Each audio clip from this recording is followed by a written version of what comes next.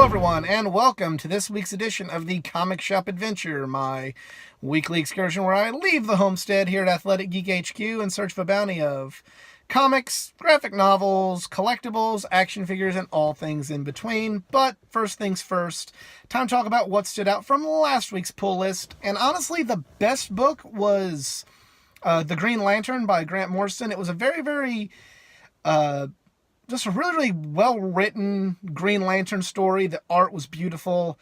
It feels like, just kind of Green Lantern really going back to its roots. And, it's just a really great story. It feels almost like a love letter to Green Lantern and Green Lantern fans, and Morrison, obviously these characters mean a lot to him, so this is something that he can write and can write very well. But even if, Green Lantern's not one of your favorites, I'd still think it's written well enough that even if he's not somebody you really normally gravitate to, I think you would really appreciate this book. The artwork is amazing, especially with all the sci-fi stuff going on. The art just really fits with the intergalactic vibe of Green Lantern, and it's it's just a really good book. And if there's still copies left, don't hesitate, go buy that book.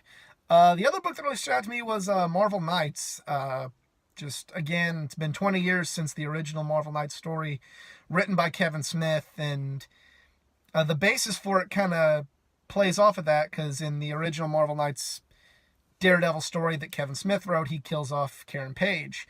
And, the story kind of starts with Matt at Karen's grave, and he's still bothered by the loss of Karen. So I thought that was really cool, and they just kind of incorporate everything, from the various Marvel Knights stories. And I'm optimistic about how this miniseries will play out. But yeah, those were the two best books on my pull list. Everything was pretty solid, but those were both excellent books. But yeah, that's all that really stood out, at least at that upper level. For me, I will see you back here at the homestead with my bounty from this week. Hey everyone, I am back here at the homestead, Athletic Geek HQ, and I got quite the large bounty this week. Probably one of the bigger pull lists I've had in quite some time, and let's get started checking it out. First off, we have Avengers number 10.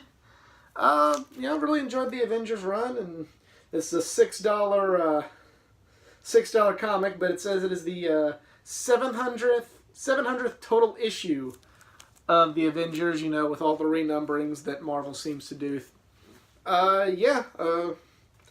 Love Jason Aaron's work, and hopefully they keep the momentum going. And that will not be the last of Jason Aaron that I will have in this week's pull. From there we have Daredevil number 611 by Charles Soule. It is what it is. It's not a bad book. It's just not... I'm just not really getting into this run as much as I did the previous run. But I enjoy the character enough that I keep doing it, so there you go. Mentioned this will not be the end of Jason Aaron on this pull list. We have Thor number 7. Loki is back, and he is very disturbing and creepy looking, and looking more evil than ever. And while I'm not a Loki fanboy and don't really get on the Loki hype train like a lot of other people do, I'm very interested to see where this story goes and how they use this very creepy looking Loki in the future of this series. From there we have Uncanny X-Men number 1. So they're on previous adventures. You saw me with X-Men Gold and X-Men Blue. Well, they're finally coming back together for the Uncanny X-Men, and yeah, it's an $8 very double, maybe even triple size issue. And we're going to see how this book is and where it goes from here. I'm not really a huge fan of how Marvel's always starting new series and then ending them and then combining into a new one. And, just not my cup of tea. It's not really how I appreciate the business practices there. A few times a year is not so bad, but Marvel seems to do it all the time. But as long as the series is good, I don't really have too much room to complain. But Uncanny X-Men is back, and it will be a weekly series for the first, I believe it's 8 to 10 issues? I'm not sure exactly, but I know it'll be a weekly series, so you'll be seeing a lot of Uncanny X-Men on the upcoming comic shop adventures, unless, of course, it's not that good of a book.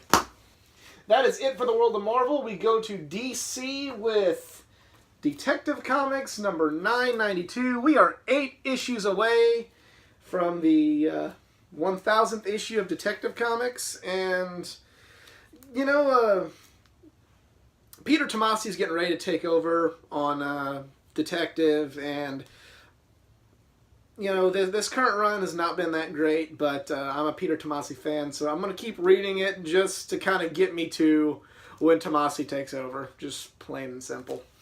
But still got to check it out because I do enjoy a good Batman book. From there we have The Flash, number 58. What is the secret of Gorilla City? I'm a Gorilla Grodd fan. You've heard me sing the praise of the Flash book, and Gorilla Grodd is one of my favorite villains in comics. So, yeah, a big story arc with Gorilla Grodd is A-okay in my book. So, looking forward to checking this out. And from there we go to Hawkman, number 6. Been a fun read so far, and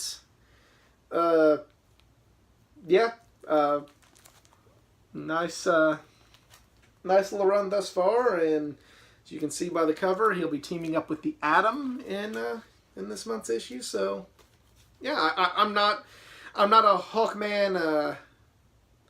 Like, he's okay. Like, I never really was like a huge fan, but this is a really good book. And if you're somebody who, even if you're not a Hawkman fan, you could get into this book. I compare it to the Jeff Lemire Moon Knight run, where I wasn't really a huge fan of Moon Knight as a character, but I really enjoyed his run on it, and it was a very, very good book.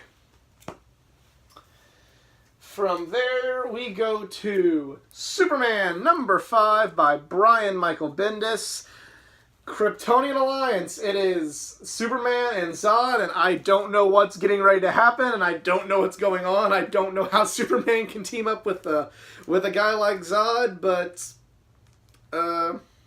you know, I'm ready to see where this story goes. Hopefully it's good. You know, you've heard me state my opinion on Brian Michael Bendis and what he's done so far on Superman enough, so I'm not going to bore you with it again on this week's adventure, but yeah, we're going to see what is causing Superman to team up with General Zod.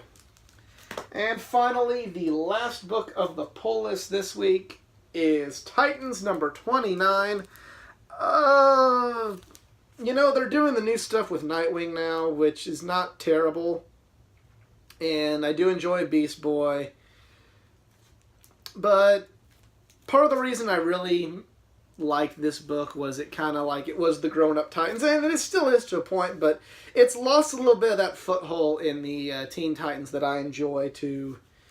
It's lost a little bit of that, and it's really going to have to bring it with these other characters to make me want to keep reading it. I'm not going to say it's in any danger of getting knocked off my pull list right now, but it's really going to have to prove itself to stay on the list, especially with other books getting ready to be released. You know, it's just got to hold my interest with a new cast of characters, and we'll see where it goes. But that is it for my pull list and my bounty this week. Let me know what you picked up from your local comic shop in the comments section below.